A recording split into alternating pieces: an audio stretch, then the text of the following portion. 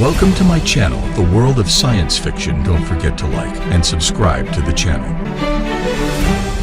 The knife slipped. Alex Trevin cursed under his breath as a thin line of blood welled up on his thumb. The wooden figurine, half-carved, something that might have been a bird once, tumbled into the ash at his boots. He pressed the cut against his jacket and watched the blood darken the fabric. Stupid. Careless. But his hands needed something to do out here. Something other than check his perimeter every 30 seconds or count the rations he'd already counted twice today. The campfire was dying. Just embers now, pulsing faint orange in the dark. Beyond the light, Xylos stretched out in every direction.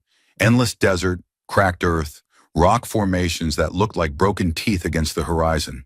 2 moons hung overhead, pale and misshapen, casting double shadows that made everything look wrong. The air tasted like copper and dust.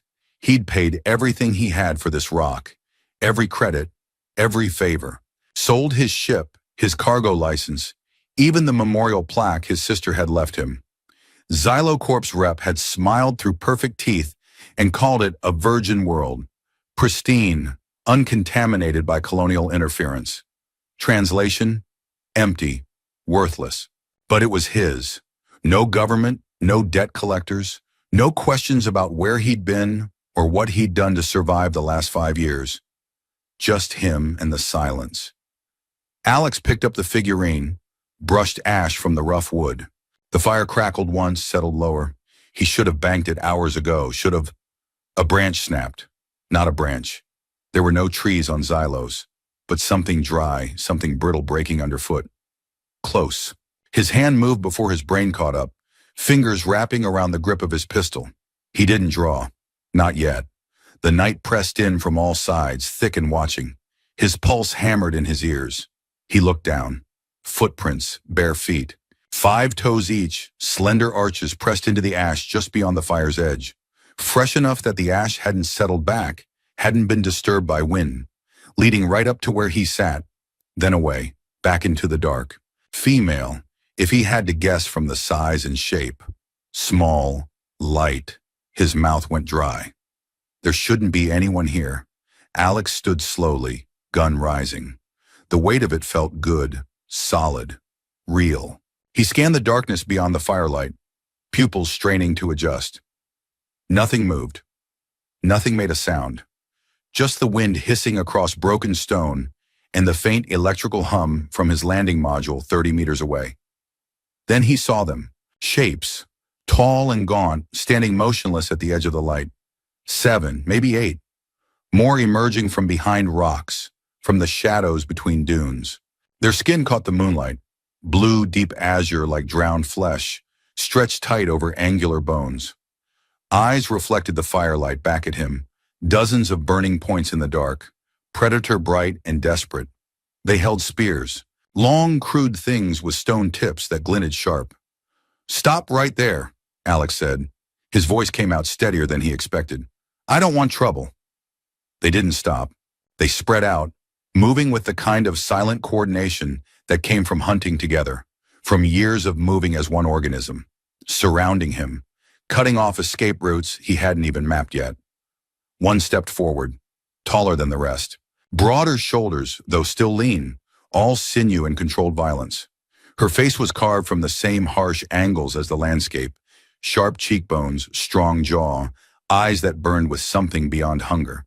A scar ran from her left temple down to her chin, pale against the blue skin, pulling one corner of her mouth into a permanent half-snarl.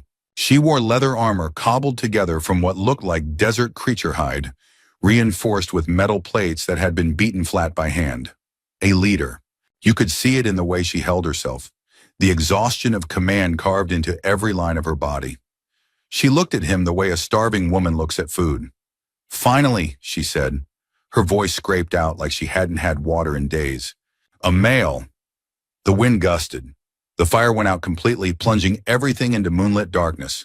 Only the eyes remained, glowing, hungry, closing in. Alex's finger tightened on the trigger. "I said stop." "Or what?" The scarred woman took another step. "You'll shoot? How many bullets do you have? How many of us are there?"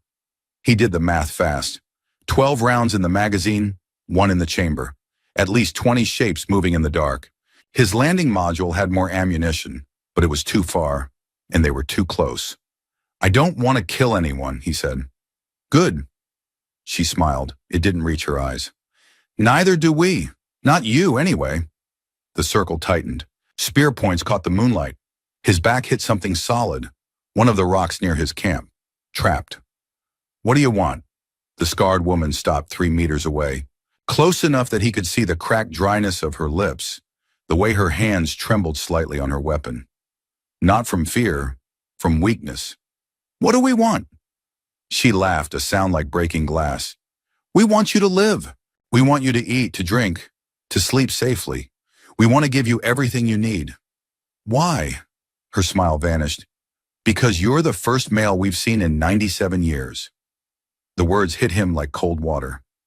Alex's gun wavered. What? You heard me. She took another step. 97 years, 3 generations. We've watched our people die slowly, watched our children born weaker with each cycle, watched the mutations spread until we barely recognize ourselves anymore. And now you fall from the sky like you own this world. I do own it, Alex snapped. I have the deed. Xylocorp sold me. Xylocorp sold you a graveyard. Her voice cracked on the last word. Our graveyard. We've been dying here for a century while your corporations pretended we didn't exist. And now you show up with your campfire and your landing module and your stupid wooden toys, and you think you can just sit here carving while we... She stopped, swallowed hard. Her spear shook. While we... What? Alex said quietly. She met his eyes. While we decide whether to beg or to take.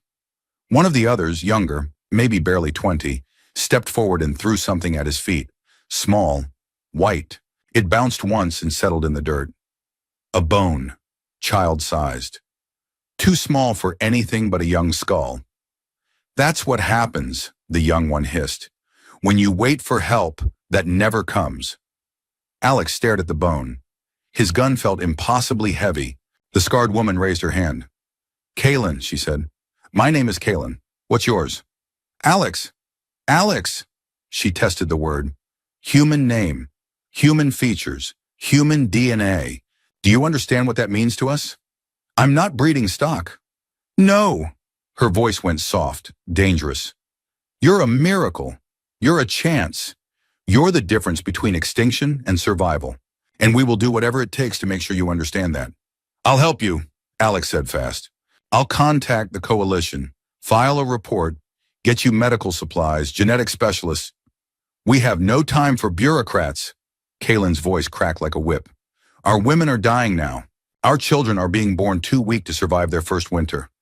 Every day we wait is another funeral pyre. She stepped closer, close enough that he could smell the desert on her, sweat and dust in desperation.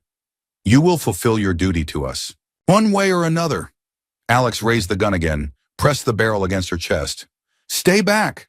She didn't flinch, didn't even blink, just held his gaze with those burning eyes while the circle of hunters tightened around them. Look at me, Kaylin said. Really look. Do you see a monster? Or do you see someone trying to save what's left of her people? He saw the scar, saw the way her jaw clenched against whatever she was feeling, saw exhaustion and fear, an iron will held together by nothing but necessity. She saw fear behind his defiance, saw his hand trembling, saw a man who'd come here to hide from something and found something worse instead. They stood frozen like that, barrel pressed between them, breath clouding in the cold desert air. Make your choice, Kaylin said. Join us willingly, or what? You'll force me? His voice shook with anger. You'll chain me up like livestock? If we have to. Then you're no better than... Then what? She grabbed the gun barrel, pulled it tighter against her chest. Then slavers, then corporations, then men who buy planets and expect them to be empty? Her voice dropped to a whisper. We're not better. We're desperate. And desperation makes everyone a monster eventually. Silence. Just the wind and their breathing, and 20 pairs of eyes watching in the dark. Alex lowered the gun. I need time, he said, to think, to process. You have until dawn, Kaylin said. She stepped back, released the barrel. Then we come back, and we won't be asking. She turned and walked into the darkness. The others melted away with her, silent as they'd come. Within seconds, there was no sign they'd ever been there, except the footprints in the ash and the small white bone at his feet. Alex stood alone by his dead fire, gun hanging loose in his hand. The moons moved across the sky. He didn't move at all. Dawn came cold and gray. Alex stood on the ridge above his camp, gun in one hand, surveyor scope in the other. Below, arranged in a perfect half circle, were the hunters. 30 of them now, maybe more, waiting silent while the sun bled red across the horizon. Kaylin stood at the front, no spear this time, just her, arms crossed, watching him. He'd spent the night reinforcing his camp, rigged the landing module's perimeter sensors, set up a portable barrier generator he'd been saving for emergencies, positioned spare ammunition where he could grab it fast. All useless.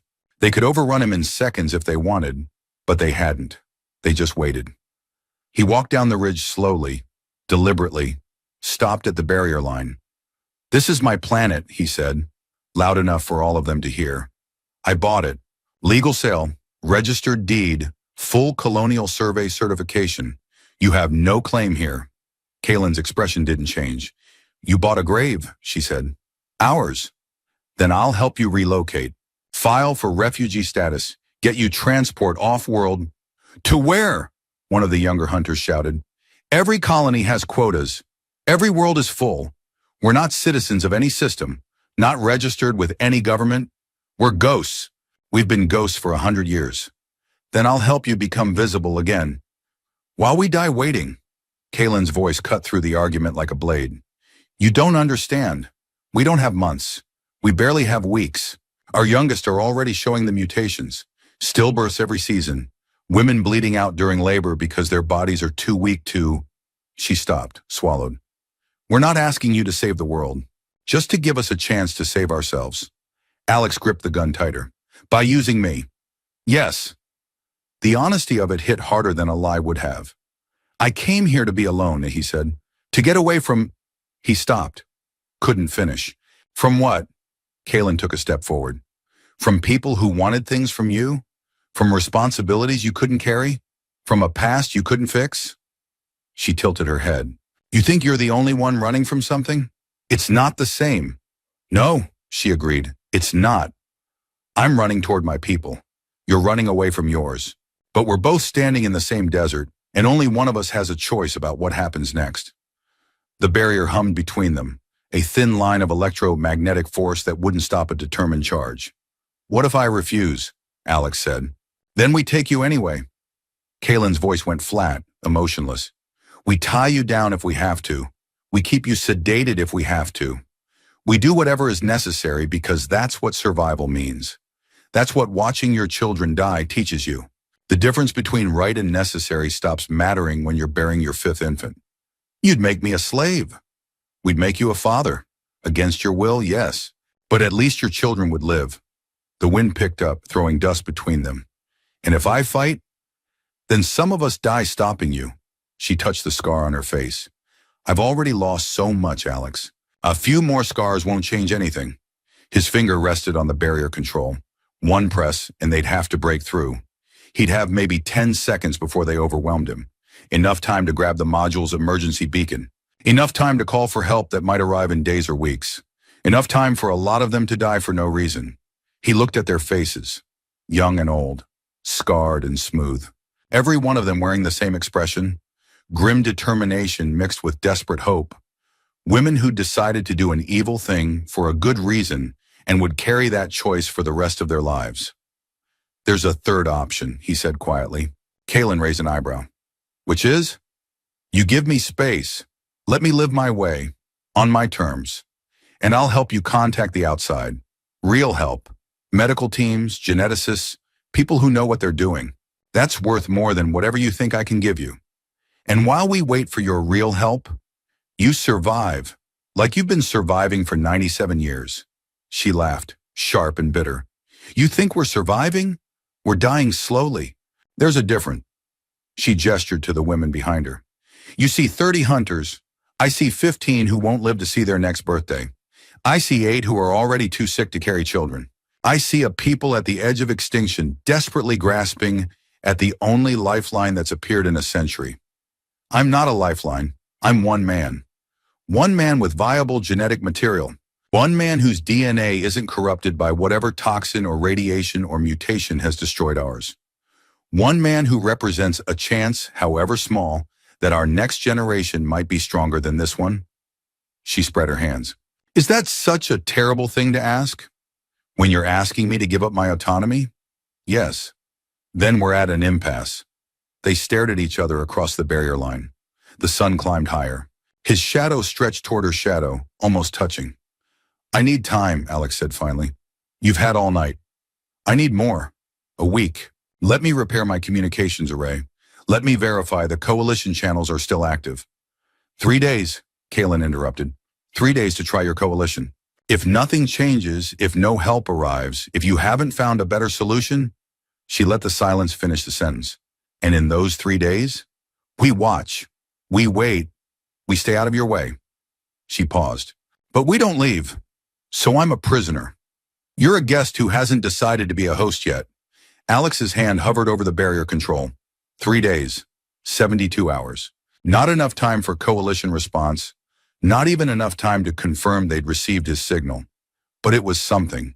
A delay. A chance to think. Fine, he said. 3 days. Kalen nodded once.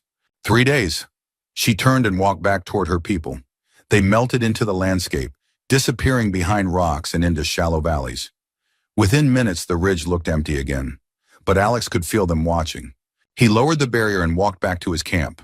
The wooden figurine sat where he'd left it by the dead fire. He picked it up, turned it over in his hands. The blood from his cut had stained the wood dark. 3 days to find a solution. 3 days before they came back and made the choice for him. He looked at the horizon where the hunters had vanished and felt the weight of their eyes even through stone and distance. The blade slipped back into his belt. He had work to do. The first day passed in tense silence. Alex worked on the communications array, pulling apart burned-out circuits and swearing at century-old coalition encryption protocols that had changed 3 times since his installation manual was printed. Every few minutes, he'd glance up at the ridge, at the rocks, at the shadows that might or might not be watchers. They were there. He could feel them. Midday, he saw movement near the eastern ridge. 2 hunters carrying something. He grabbed his scope, focused. A small body wrapped in cloth, child-sized. They disappeared into a canyon before he could see more. Another funeral. His hands shook as he went back to work. By evening, he had the array functioning enough to send a basic distress beacon. Coalition emergency frequency, maximum power, repeating every 30 seconds. Asking for medical assistance, genetic specialists, refugee transport. He included coordinates, status report, everything that might make them prioritize his signal. Then he waited. The response time, if anyone heard, would be minimum 48 hours, probably longer. The nearest coalition outpost was 3 star systems away. He had 48 hours left of his 3-day deadline. The math wasn't encouraging. Night fell. He built another fire, more for comfort than warmth. The moons rose, casting their double shadows. He carved at the wooden figurine, trying to remember what it was supposed to be. Footsteps. His gun cleared the holster before he registered the sound, but only one person approached. Kalen, alone, hands empty. She stopped at the edge of the firelight. May I sit? Alex gestured with the gun barrel. Free planet. Yours legally, ours historically. She sat anyway, across the fire. Close enough to talk, far enough to be respectful. Your beacon is active. You've been monitoring my equipment? We'd be fools not to. Fair point.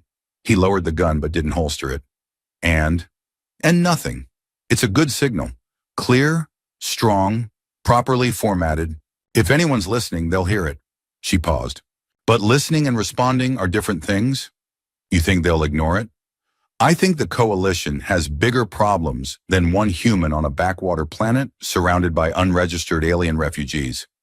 She picked up a small stone, turned it, over in her fingers. I think you already know that. He did, but hearing her say it made it real. How long have you been here, he asked. On Xylos? 347 years, give or take. That's, longer than coalition records for this system. We predate your coalition by 2,000 years. Kalen smiled without humor. We stopped making contact after the betrayals. Easier to disappear. Why here? Why Xylos? Because no one wanted it.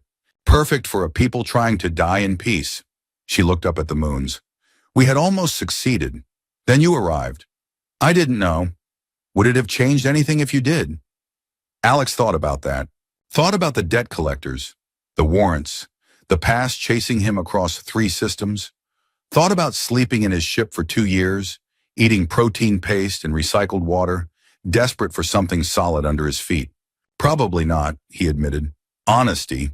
Kalen's smile turned slightly warmer. That's rare. What happened? Alex asked. To your males. You said 97 years. Her smile vanished. A plague. Engineered. It killed every male in 3 months. She stared into the fire. We tried to adapt. Clone. Engineer solutions. But the corruption goes deeper than DNA. Every generation weaker. More mutations. We're evolving into extinction. And you think human DNA can fix that? We don't know, but doing nothing guarantees failure. Trying something at least offers a chance. She met his eyes. How much of a monster does that make me? For being willing to violate your autonomy for a statistical possibility? Alex didn't answer. Couldn't. I used to be different, Kalen continued quietly. Before I became war chief, I believed in consent, in choice, in doing things the right way. Then I buried my daughter, then my sister, then my sister's children. And somewhere between the 7th and 8th funeral pyre, I stopped caring about right and started caring only about effective. She touched her scar again. Unconscious habit. This happened when I stopped a group of elders from executing a young woman who refused to bear children. I told them we don't force. I told them we find another way. They gave me this and made me war chief specifically so I'd learn that leadership means doing things you hate. Did you learn? I'm here, aren't I? The fire crackled between them. Alex set down the figurine, picked up a fresh piece of wood, started carving without thinking. What are you making? Kalen asked. Don't know yet. Then why make it? Because my hands need something to do. She nodded slowly, like that made perfect sense. I understand that. They sat in silence for a while. The fire burned lower. The moons tracked across the sky. 2 days left, Kalen said finally. She stood, brushed dust from her legs. Use them well. She walked into the darkness. Alex watched her go, saw her shadow merge with other shadows on the ridge. He looked down at the wood in his hands. Without intending to, he'd started carving a face. Female. Angular. A scar running down one cheek. He threw it into the fire and watched it burn. Day 2. No response from the coalition, not even an acknowledgement ping. Alex recalibrated the array, boosted the signal strength, added emergency medical codes. Sent it all again. Waited. Nothing. He drank recycled water and ate protein bars and tried not to look at the ridge where he could feel them watching. Tried not to think about what would happen when his 3 days expired. Around noon, he couldn't take the waiting anymore. He grabbed his pack, loaded it with basic supplies, and hiked toward where he'd seen them carrying the small body yesterday. Not toward their camp, just toward. The canyon was narrow, shadowed, walls worn smooth by wind. He followed it for an hour before he saw the markers. Small cairns, dozens of them, spreading across a natural amphitheater. Graves. Some fresh, some old enough that the stones had settled deep into the sand. Too many small ones. He walked between them slowly, reading the marks scratched into rocks. Names in a language he didn't recognize. Dates. Short lives. Shorter every generation based on the intervals. You weren't invited here. Alex spun. Kalen stood at the canyon entrance, in spear in hand this time. 2 others flanked her. I know, he said. I'm sorry, I just needed to see. Why? Because numbers don't mean anything. Statistics don't mean anything. But this, he gestured at the graves. This is real. Kalen walked closer, stopped beside a fresh cairn. My niece, 4 days old. Lungs too weak to process our atmosphere. She suffocated slowly while we watched. Her voice stayed flat, controlled. Want to know what that sounds like? Want to know what her mother screamed while holding her? No. Then leave. Go back to your camp and your beacon and your hope that someone else will solve this. Alex didn't move. Show me your village. What? Your village. Your people. Let me see what I'm saying no to. Kalen stared at him. Why would I do that? Because you keep telling me I don't understand. So help me understand. Understanding won't change anything. Maybe not, but I'm asking anyway. She studied his face for a long moment, then nodded once. Follow me.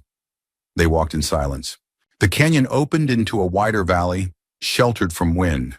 And there, built into the cliff face, was their settlement. It wasn't a village. It was a testament to survival against impossible odds. Structures built from whatever they could scavenge. Metal panels beaten flat, stone cut by hand, fabric patched and repatched until you couldn't tell what it had been originally. Everything worn, everything repaired, nothing wasted. Solar collectors so old they'd lost half their efficiency. Water condensers held together with wire and prayer. A workshop with tools that looked hand-forged. And the people. Women moving with the careful economy of those who've known hunger. Children playing with stones and sticks because there were no toys. Elderly sitting in the shade. Bodies bent by years and illness. Every face marked by loss. They stopped and stared when Alex appeared. Conversations died mid-sentence. Kalen led him to the center of the settlement. A well stood there, ancient pump mechanism rusted and seized. Women waited in line with buckets, drawing from a muddy pool that had collected at the bottom.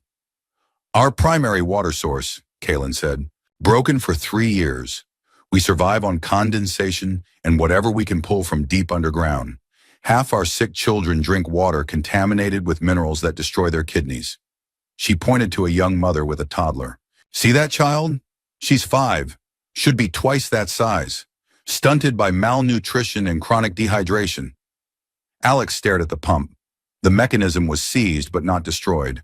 A broken coupling, corroded seals, jammed pressure valve, basic mechanical failure. He had parts on his landing module that could fix this. Standard universal fittings, basic hydraulics. Why haven't you repaired it? He asked. Because we don't have the parts, don't have the knowledge. Our engineers died with the plague.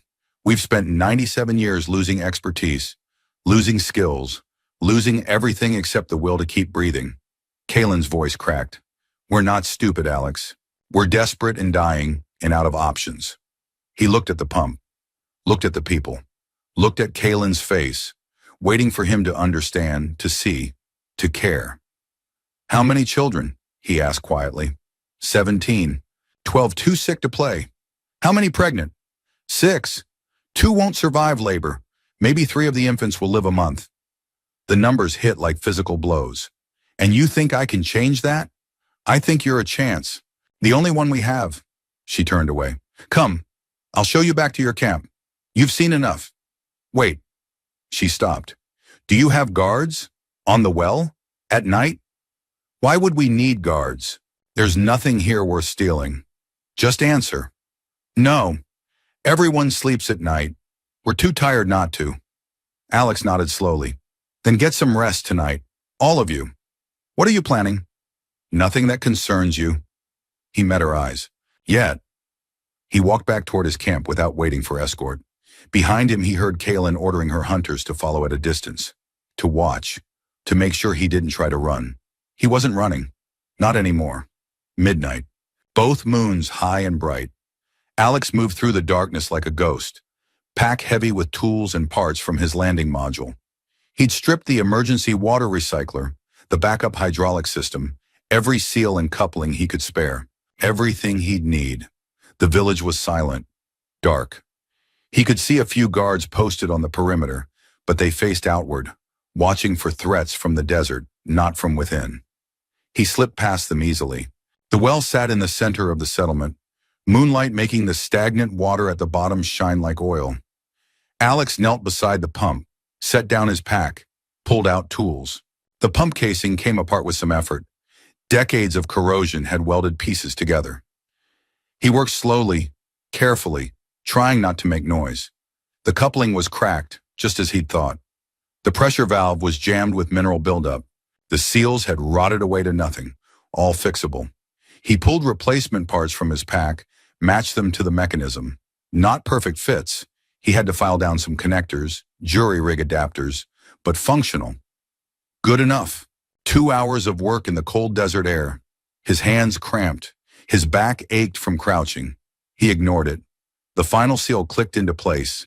He wiped sweat from his forehead, stood back, looked at his work. The pump sat reassembled. Alien and human technology merged into something hybrid and strange. Would it work?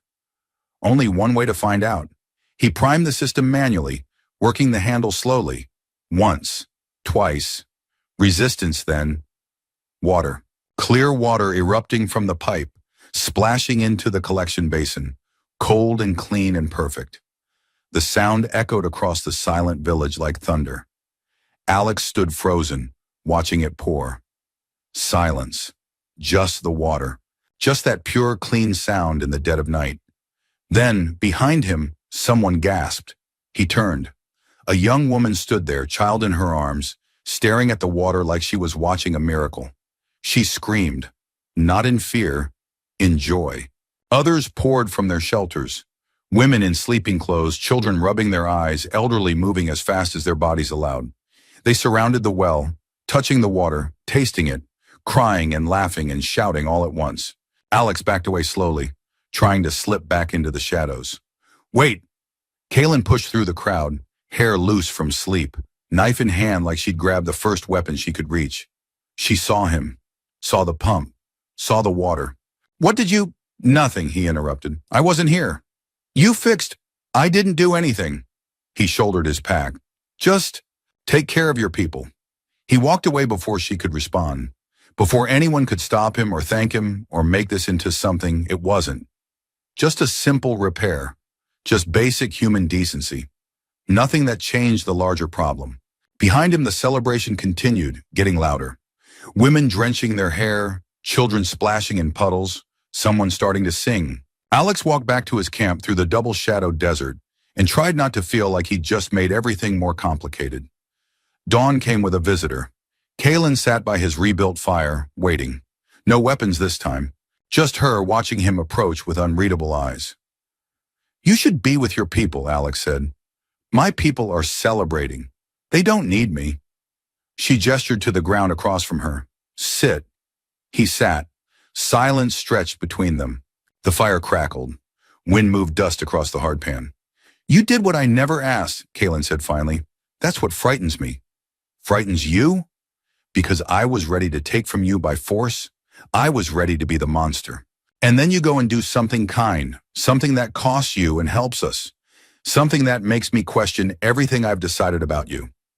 She pulled something from her pocket, the wooden figurine, the one he'd carved her face into, the one he'd thrown in the fire. She must have pulled it out before it burned. You dropped this. She set it on the ground between them. Next to it, she placed a small clay jar. Herbal salve. For burns, cuts, infections. We make it from desert plants. Thank you. For the water. Alex stared at the gifts. The figurine was smoke-stained but intact. Her carved face looking up at him with eyes he'd given her. I didn't do it to change anything, he said. I know. That's why it changes everything. Kaylin stood. You have 1 day left, Alex. Whatever you decide tomorrow, whatever happens between us, thank you for giving my people one more night of clean water. She walked away. Alex picked up the figurine, turned it over in his hands. The salve jar sat next to it, stoppered with wax, labeled in script he couldn't read. His beacon pinged.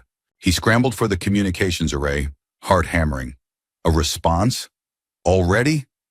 No, just an automated acknowledgement. Coalition tracking station, 3 systems over. Signal received, processing. Response time, 120 hours. 4 to 5 days. His 3-day deadline was tomorrow at dawn. He looked at the figurine, at the salve, at the ridge where Kaylin's people waited. Tomorrow they would come for him, and he had no answer that didn't end in violence or violation. The sun rose higher.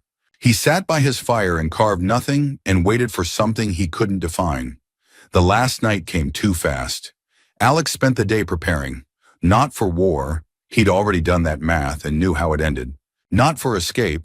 His ship was stripped for parts and wouldn't fly again without weeks of repair.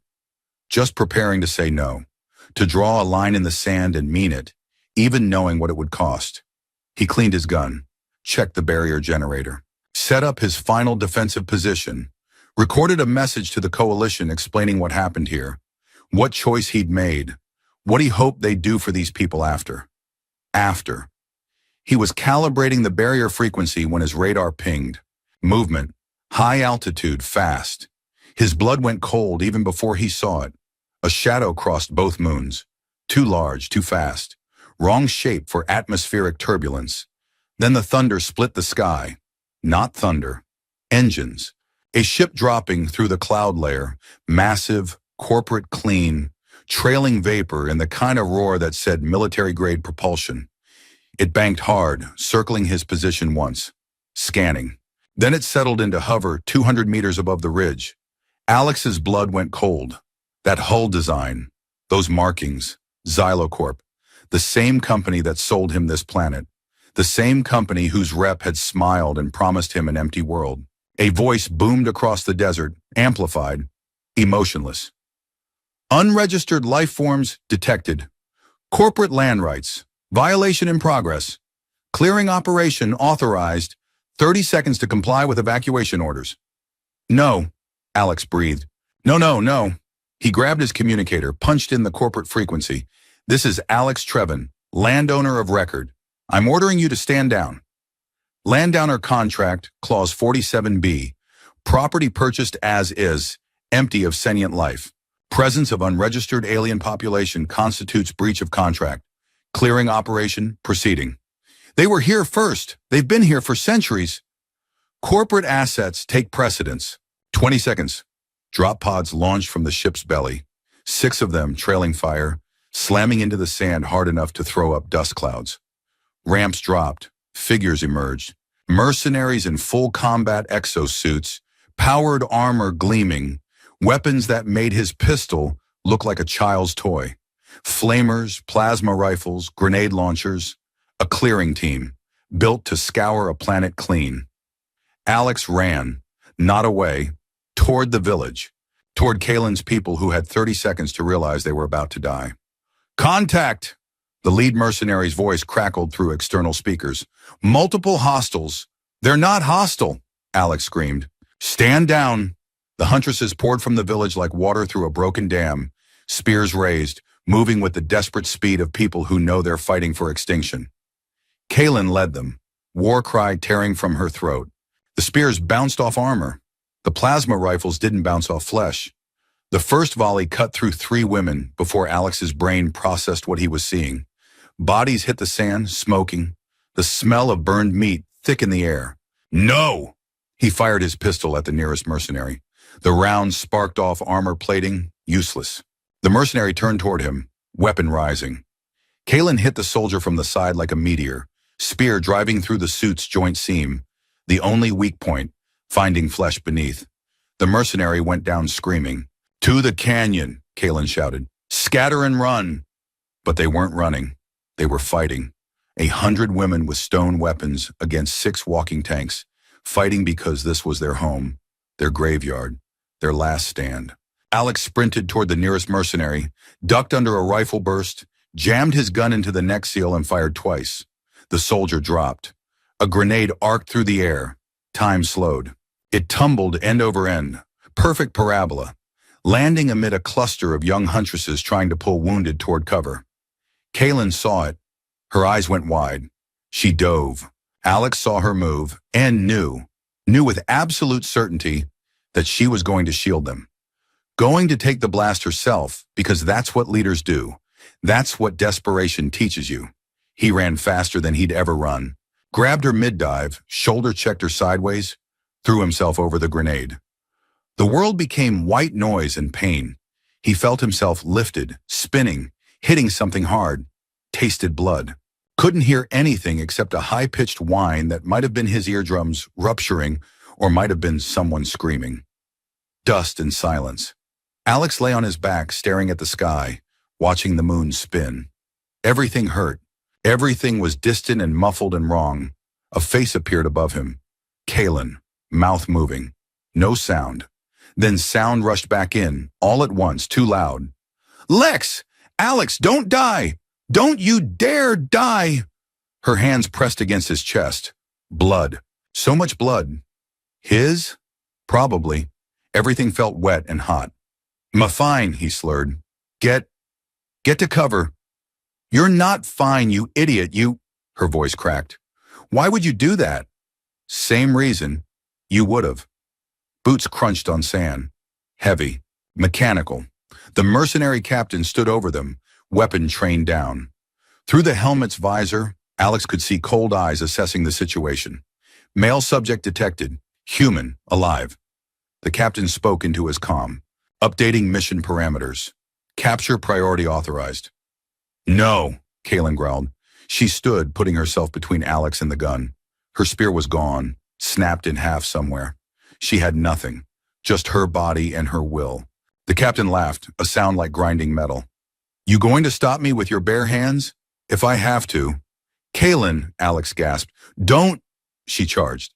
6 armed mercenaries in powered armor versus 1 unarmed woman who'd already decided dying didn't matter as much as protecting what she loved. The captain raised his rifle. Kaylin grabbed the barrel, yanked hard, used the soldier's own momentum to throw him off balance. Her fist connected with the helmet, useless except it bought her a second. She kicked low, targeting the knee joint, heard something crack. The other mercenaries moved in. She spun, grabbed a fallen spear shaft, drove it into a suit's shoulder seam. Blood sprayed. She kept moving, ducking under a plasma burst, coming up inside another soldier's guard, fingers finding the helmet release. A rifle butt caught her in the ribs. She went down, got back up. A fist in powered armor hit like a hammer. She spun, blood flying from her mouth, got back up. They surrounded her, weapons ready, and she stood there swaying, barely conscious, both hands broken, ribs cracked, bleeding from a dozen wounds, still standing. Persistent, the captain said. I'll give you that. He aimed at her head. Alex's hand found his pistol, raised it. Vision swimming, aimed, fired. The shot went high, missed, but it distracted them long enough. The Huntresses who'd scattered were returning, flowing back like a tide, screaming war cries in their ancient language. 50 women, 70, 100. Every able body in the settlement, armed with stones and spears in desperation. They hit the mercenaries like a wave. Spears found weak points. Stones battered helmets. Bodies piled on, dragging soldiers down through sheer weight. A flamer discharged into the crowd, immolating 3 women who kept fighting even as they burned. Alex dragged himself upright, gasping against the pain in his chest. Grabbed a rifle from a fallen mercenary. The weapon was heavy, unfamiliar, but the trigger worked the same way. He fired into the mass of combat, targeting the mercenaries, covering Kaylin as she pulled wounded toward the canyon. Fired until the charge pack ran dry, then picked up another weapon, kept firing. The captain rallied his team, pulling back toward the ship. AIR support. We need... The ship's weapon systems came online, targeting lasers painting the ground around the village. Everybody down, Alex screamed. The first missile launched. Kaylin grabbed him, dragged him into the canyon mouth as the world behind them exploded into fire and shrapnel. The ancient stones shook. Dust cascaded from the ceiling. They huddled in the darkness, pressed against cold rock, while outside the bombardment continued. Systematic, thorough, erasing the village from existence. When the explosions finally stopped, Kaylin pulled away from him. Her face was ash-covered, blood-streaked, beautiful in the way broken things are beautiful. Why? She whispered. You could have run, could have let them take us. Why did you fight? Because you're not monsters, Alex said. Blood bubbled at his lips, and neither am I. She pressed her forehead against his. Don't die. Wasn't planning on it. Good. She touched the wound in his side, her fingers coming away red. Because I think I fell for you somewhere between the first time I threatened you and the moment you threw yourself on a grenade. He laughed, winced. That's a short timeline. We don't have time for slow. She pulled back, looked toward the canyon entrance where firelight flickered. The ship's still out there. They'll come back with more. Then we make it too expensive. Alex struggled to his feet, leaned heavily against the wall. Rally your people. I need a count. Who can still fight? Who's wounded? What weapons we have? You can barely stand. Then I'll fight sitting down. He met her eyes. These bastards sold me a planet and lied about what it cost. They destroyed your home. They're not taking anything else. Kalen studied his face, then nodded once. Huntresses! Her voice echoed through the canyon. To me! They gathered in the shadows, 40 women, maybe 50, less than half who'd started the battle. Some wounded, some dying, all ready to fight again. The humans have ships, one of the young ones said. Weapons we can't match. How do we make them bleed, Kalen interrupted. We make them pay for every meter. We turn our canyon into a tomb for anyone who enters. And we hope, she looked at Alex, we hope that one human is enough to change the story. Alex checked his stolen rifle. Half charge. Maybe 20 shots. I'm not a hero, he said. No, Kalen agreed. You're a stubborn idiot who fixes water pumps and jumps on grenades. Which is better. Outside engines roared. The ship was repositioning. They're coming back, someone said. Let them. Kalen picked up a spear, tested its weight. We're not running anymore. The canyon walls narrowed ahead, a natural choke point, defensive positions behind rocks, high ground, limited approach angles, a killing field if they were smart. If they were desperate enough, they were both. Alex took position behind a boulder, sighted down the canyon mouth. The pain in his side screamed. He ignored it. Pain meant he was alive. Alive meant he could still fight. Alive meant he still had a choice.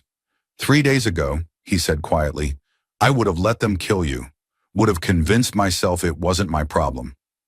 Kalen crouched beside him, loading a rifle she'd taken from a dead mercenary. What changed? I saw your graves. I saw your children.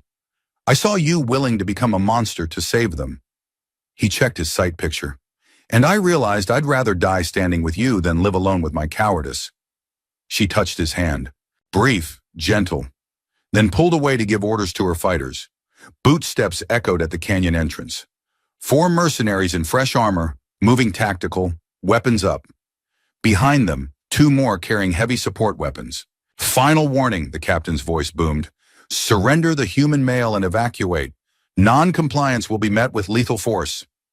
Kalen stood, stepped into the open. Come and take him. The first mercenary died 3 steps into the canyon, spear through the throat from a hidden huntress. The second took a rifle round from Alex, armor-piercing shot he'd loaded special. The third made it 5 meters before rocks rained down from above, breaking his helmet seals. The heavy weapons opened up, plasma scoring the canyon walls molten. Then it became chaos. Close quarters hell where armor didn't matter as much, where spears could find seams and stones could crack visors. The Huntresses fought like demons, like women with nothing left to lose, flowing around the mercenaries in patterns honed by centuries of hunting. Alex fired, reloaded, fired again, covering Kalen as she led charges, targeting weak points, making every shot count. A mercenary grabbed a young huntress, lifted her off her feet. She sank a knife into his neck seal, twisted. They fell together. The captain aimed at Kalen's back. Alex shot him in the knee. The armor held, but the impact staggered him. Long enough for Kalen to spin, drive her spear up through the chin guard, into the brain. The captain dropped. The remaining mercenaries broke, ran, scrambled back toward their ship through a hail of stones and thrown spears. Silence fell slowly. Alex slid down the wall, gasping. His vision tunneled. The wound in his side felt hot, wrong, infected maybe. Kalen dropped beside him. Still alive? Define alive. Breathing, conscious, extremely stupid. Then yes. She pulled his shirt up, examined the wound. Her face went pale. This is bad. How bad? I need a real doctor bad. Fresh out of those. She pulled out the clay jar, the herbal salve she'd given him, started packing the wound. He screamed. Couldn't help it. Bit down on his jacket sleeve to muffle the sound. Shh, she whispered. I know it hurts. Just breathe. He breathed. In, out, in. Tried to focus on her face instead of the agony. The ship's leaving, someone called. They looked up. Through the canyon entrance, they could see the corporate vessel lifting off, engines burning white against the darkening sky. Retreating. They'll come back, Kalen said, with more ships, more soldiers. Maybe. Alex's voice was weak, distant. Or maybe someone heard the battle. Maybe coalitions monitoring corporate operations. Maybe we bought time. Time for what? For that. He pointed at the horizon. 3 ships dropping through the atmosphere. Not corporate hulls. Military configuration. Coalition markings. His beacon. Someone had heard. Someone had come. Hold on, Kalen said fiercely. She gripped his hand. You hold on, Alex Trevin. You don't get to save us and then die. That's not how this works. Noted, he managed. The coalition ships circled once, then landed near the destroyed village.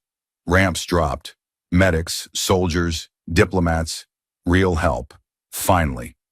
Alex's vision grayed at the edges. Stay with me, Kalen said. Alex, look at me. He looked, saw her face, fierce and frightened and impossibly beautiful. Promise me, she whispered. Promise me you'll live. I promise. Liar, he smiled, blood on his teeth.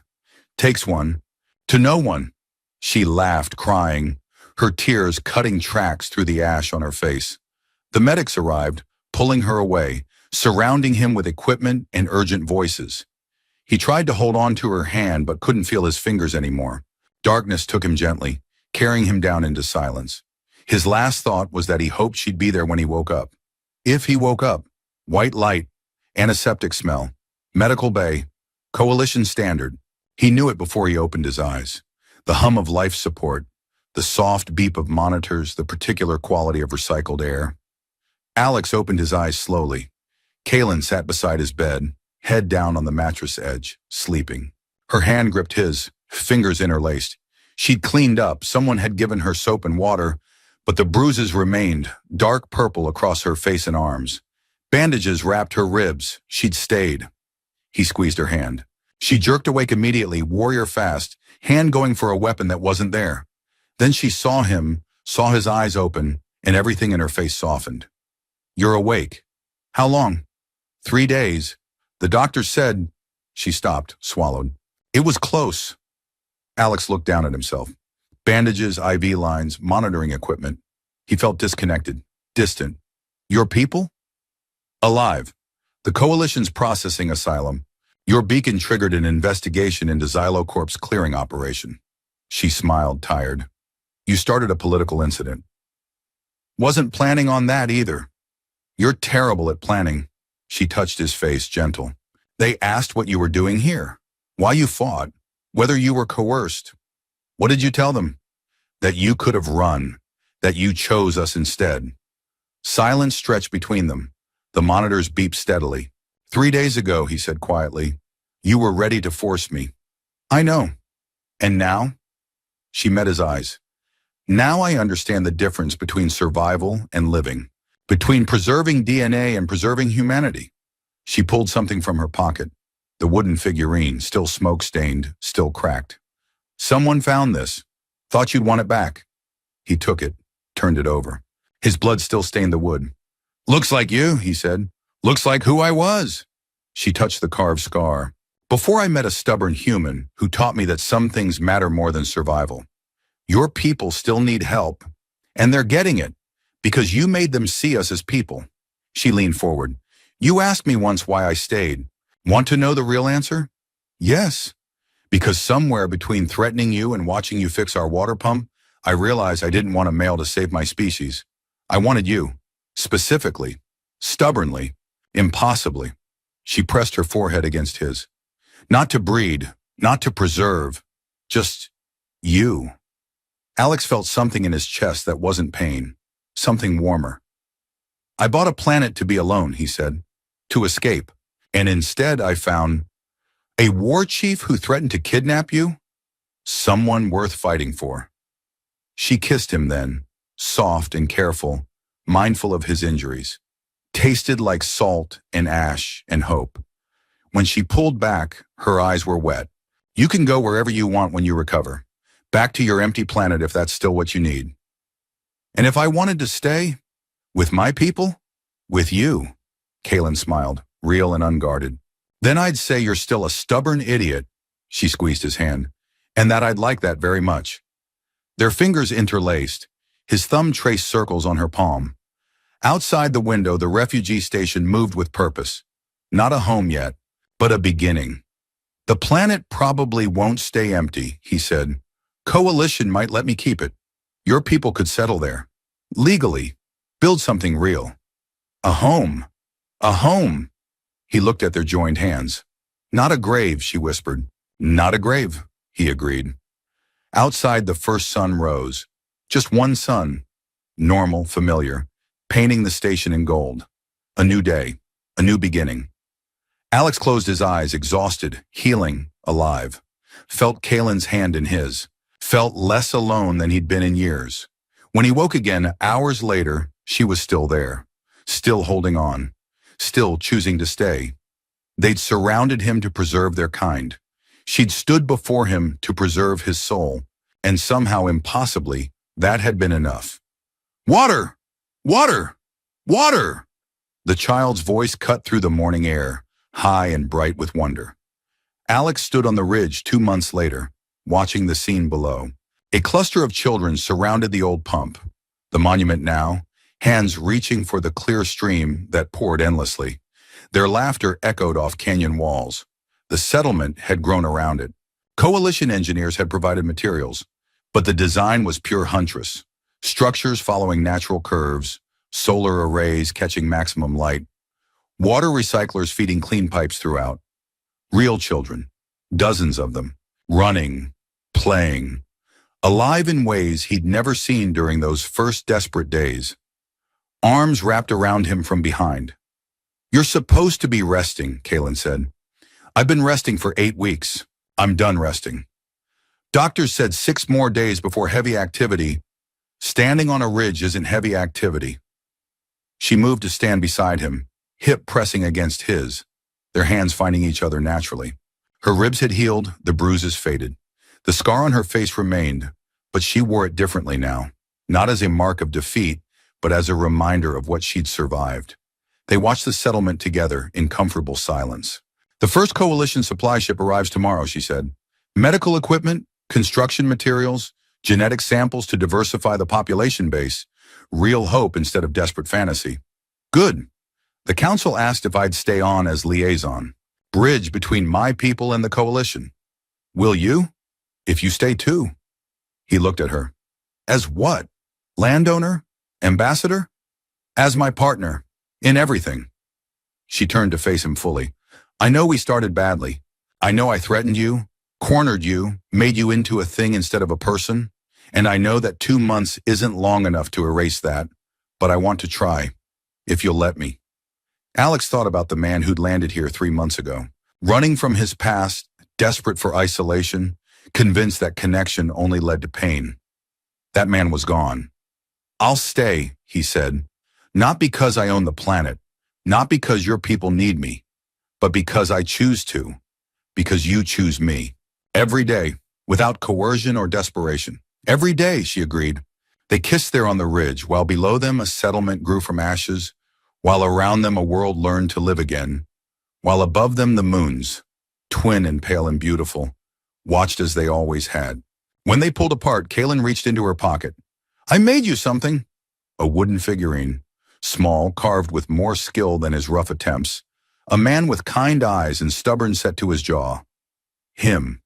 Companion piece, she said. So yours doesn't get lonely. He laughed. You know they're just wood, right? They don't actually have feelings. Don't they? She pressed it into his palm. You carved me when you were trying to understand what I was. I carved you now that I know who you are. Seems fair. He looked at the figurine, at the care she'd put into every detail, at the way she'd captured something essential about him that he'd never seen himself. Thank you. Don't thank me yet. You haven't heard the full proposal. What proposal? The council wants to rename the planet, something that honors both species, both survival stories. They suggested, she paused, smiling, Trevin Kell, your name and mine. That's presumptuous, hasty, Overly romantic? Perfect, he finished. That's perfect. She grinned, wide and genuine. Good, because I already told them you'd agree. Confident. I learned from the best stubborn idiot I know. They walked down toward the settlement together, hands linked, shadows merging in the afternoon light. At the village entrance, children spotted them and ran over, shouting welcomes in broken human standard mixed with their own language. One small girl, barely 5, eyes bright and healthy, grabbed Alex's free hand.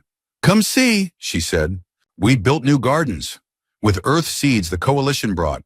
Real vegetables. She dragged him toward the cultivation domes while Kalen laughed behind them. This was his life now. Not isolation, not emptiness, but noise and chaos in children's hands and a woman who'd threatened to kidnap him and somehow become the reason he stayed. Not what he'd planned. Better. That evening, as the sun set and both moons rose, the settlement gathered for dinner, a tradition Kalen had started, bringing everyone together once a day to share food and stories. Humans and huntresses, children and elders, coalition liaisons and local guides, all sitting around long tables carved from desert stone. Someone stood to give a toast, then another. Stories about the battle, about survival, about water pumps and grenades and stubborn humans who jumped on explosives. When it was his turn, Alex stood slowly. All eyes turned to him. 3 months ago, he said, I came here to be alone, to hide from my past, from my failures, from the person I thought I'd become. He looked around the table at faces that had become familiar, become dear. You surrounded me because you were desperate, because you needed something I could give, and you had every right to be angry at the universe for dealing you such a cruel hand. He found Kalen's eyes across the table. But you also gave me water when I was thirsty, taught me your language, showed me your graves and your children and your terrible, beautiful stubbornness. You treated me like a person even when you couldn't afford to. And somewhere in there, I stopped running. He raised his glass. Water, clean and cold from the pump they'd repaired together. To Trevin Kell, to survival, to choosing each other every day, even when it's hard, especially when it's hard. To Trevin Kell, the crowd echoed. The celebration continued late into the night. Music, huntress drums and human synths mixing into something new. Dancing that evolved from traditional forms into hybrid movements. Laughter that came easier now, less tinged with grief. Alex and Kalen slipped away around midnight, walking to the ridge again, needing quiet after the noise. They sat on the warm stone, shoulders touching, looking at stars that belonged to neither species but to both. Do you regret it? Kalen asked softly. Giving up your isolation? Your empty planet? Alex thought about that seriously. No, he said finally. I thought I wanted emptiness. Turns out I just wanted peace. And this, he gestured at the settlement below, at her beside him. This is peace. Chaotic and messy and loud, but peace. Good. She leaned her head on his shoulder. Because you're stuck with us now. Stuck implies I'm not choosing. Fair point. She was quiet for a moment. Alex? Yeah? Thank you. For throwing yourself on that grenade. For fighting when you could have run. For seeing us as people instead of problems. Thank you, he replied. For standing before me instead of just surrounding me. For choosing connection over control. For teaching me that sometimes the scariest thing isn't dying alone. It's living with others. She turned her head, kissed his shoulder through his shirt. We make a good team. For people who started by pointing weapons at each other. The best relationships start with mild hostage situations. She laughed, surprised and delighted. Is that what we're calling it? Would you prefer aggressive contract negotiation? Accurate. Terrible. I love it.